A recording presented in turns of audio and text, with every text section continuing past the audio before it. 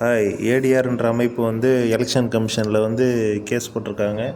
அதாவது எங்களுக்கு எலெக்ஷன் நடந்த எல்லா டீட்டெயிலும் கொடுங்க, அதாவது எல்லா ஓட்டு யார் யார் எந்தெந்த தொகுதியில் எவ்வளோ ஓட்டு போட்டால் கொடுங்க அப்படின்னு சொல்லி சுப்ரீம் கோர்ட்டில் கேஸ் போட்டிருக்காங்க. பட் ஆனால் சுப்ரீம் கோர்ட்டில் வந்து எலெக்ஷன் கமிஷன் வந்து என்ன சொல்லியிருக்குன்னா, எங்களால் தர முடியாது அப்படின்னு சொல்லியிருக்கு. இப்போ நம்ம என்ன பார்க்க போகிறோம்னா, நான் வந்து அதை வாங்கியிருக்கேன், ஏற்கனவே ஆர்டிஐ மூலமாக வாங்கியிருக்கேன். இது என்னோடய ஆர்டிஐ ஃபைலு. இதை நான் ஓப்பன் பண்ணுறேன்.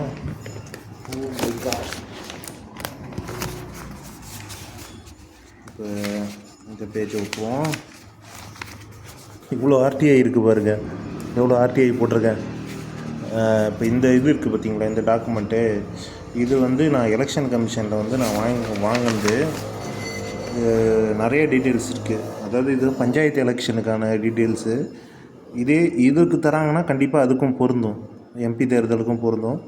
நான் அந்த வார்டு எவ்வளோ ஓட்டு அப்படிங்கிறத நான் வாங்கியிருக்கேன். இங்கே பாருங்கள், மொத்த வாக்காளர்கள் எவ்வளோ வாக்காளர்கள் இருக்காங்க அப்படின்றது.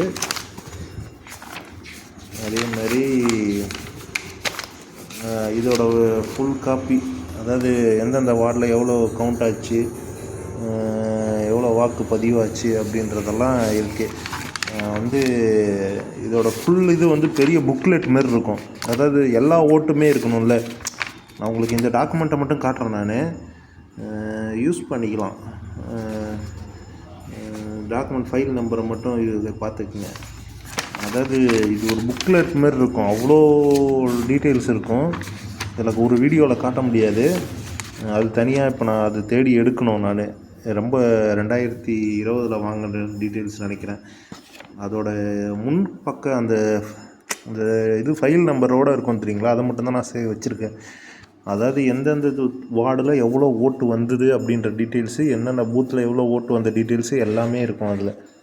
ஆக்சுவலாக தர முடியும் எலெக்ஷன் கமிஷனால். இப்போ ஆனால் தராமல் இருக்காங்க சுப்ரீம் கோர்ட்டில். பொதுமக்களுக்கு தர முடியாதுன்னு சொல்லியிருக்காங்க. அதாவது கேண்டிடேட்டுக்கு தர முடியும், ஏஜென்ட்டுக்கு தர முடியும், ஆனால் பொதுமக்களுக்கு தர முடியாதுன்னு சொல்லியிருக்காங்க.